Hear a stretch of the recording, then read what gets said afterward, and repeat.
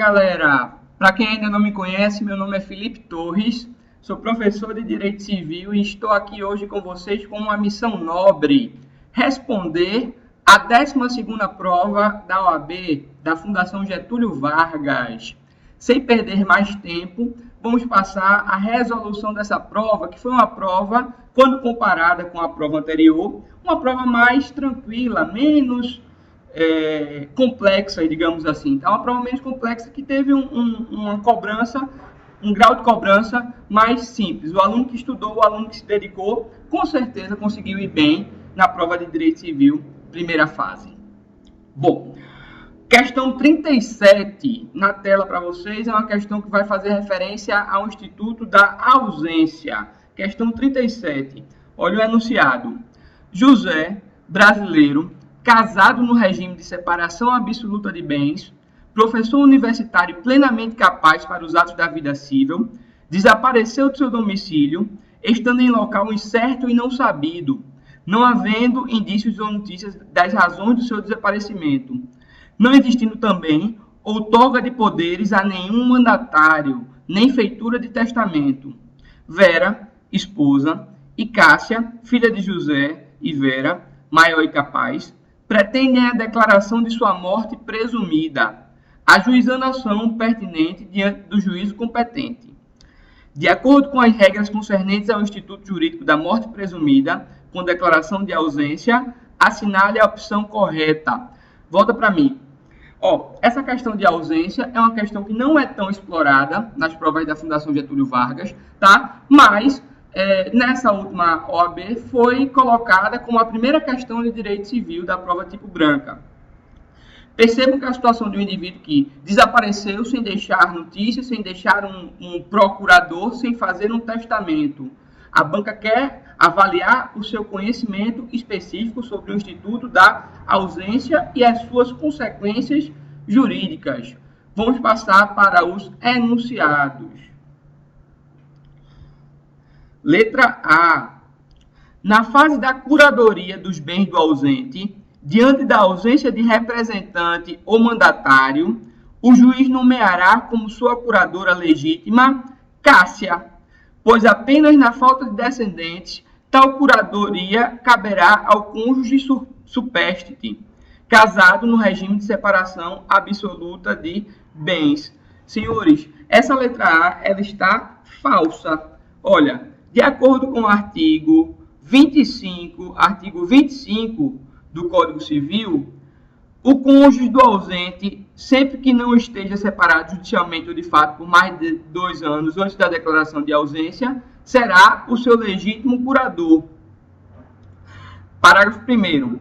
Em falta do cônjuge, a curadoria dos bens do ausente incumbe aos pais ou aos descendentes, nesta ordem, não havendo impedimento que os iniba de exercer o cargo.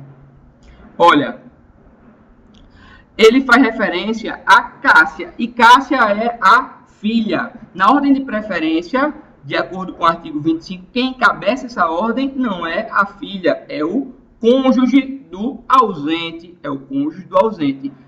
De acordo com o parágrafo 1º que vocês estão vendo aqui, em falta do cônjuge, aí sim a curadoria vai incumbir aos pais ou aos descendentes. Então, a letra A ela está falsa. A gente já afasta ela do gabarito e a justificativa está no artigo 25.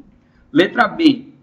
Na fase da sucessão provisória, mesmo que comprovada a qualidade de herdeira de Vera e Cássia, estas, para se emitirem na posse dos bens do ausente, terão que dar garantias da restituição deles, mediante penhores ou hipotecas equivalentes aos quinhões respectivos. Senhores, de acordo, com o artigo 30, especificamente em seu parágrafo 2º, os ascendentes, os descendentes e o cônjuge, uma vez provada a qualidade de herdeiros, poderão, independentemente de garantia, entrar, emitir-se na posse dos bens do ausente. Nesse caso, não faz referência, não se faz necessário a garantia, diferente do que a questão está dizendo. Letra B também está falsa, em virtude do artigo 30 do Código Civil. Passemos para a letra C. Na falta de sucessão definitiva, regressando José dentro dos 10 anos seguintes à abertura da sucessão definitiva, terá ele direito aos bens ainda existentes, no estado em que se encontrarem, mas não aos bens que forem comprados com a venda dos que lhe pertenciam. Olha, a questão está falsa, o enunciado está falso por conta da parte final. A parte final da letra C faz referência ao fato de que ele não vai ter direito aos bens subrogados. Isto vai de encontro ao que diz o artigo 39. Artigo 39 do Código Civil, que está aí na tela dos senhores, diz, olha, regressando o ausente nos 10 anos seguintes à abertura da sucessão definitiva, ou algum dos seus descendentes ou ascendentes, aquele ou estes, haverão só os bens existentes no estado em que se acharem. Vírgula, está grifado já aí para vocês. Os subrogados em seu lugar, ou o preço que os herdeiros e demais interessados houverem recebidos pelos bens alienados depois daquele tempo. Percebam, então, que o artigo 39 vai de encontro ao que a letra C diz. Então, a letra C está errada. Por eliminação, o nosso gabarito só pode ser a letra D. Quanto ao casamento de José e Vera, o Código Civil atual reconhece efeitos pessoais e não apenas patrimoniais ao instituto da ausência. Perfeito. Possibilitando que a sociedade conjugal seja dissolvida como decorrência da morte presumida do ausente. Perfeito. Tá? Essa letra D enquadra-se como a mão à luva, como a gente costuma dizer na graduação. Lembram disso? Pois bem, enquadra-se de forma perfeita com o artigo 6º do Código Civil, que diz que a existência da pessoa natural termina com a morte, presume-se esta quanto aos ausentes no caso em que a lei autoriza a abertura da sucessão definitiva, e também com o artigo 1571, inciso 1º do Código Civil, que faz referência ao fato que a sociedade conjugal termina pela morte de um dos cônjuges. Logo, o gabarito da questão 37 é a letra D. Volta para mim. Beleza, galera?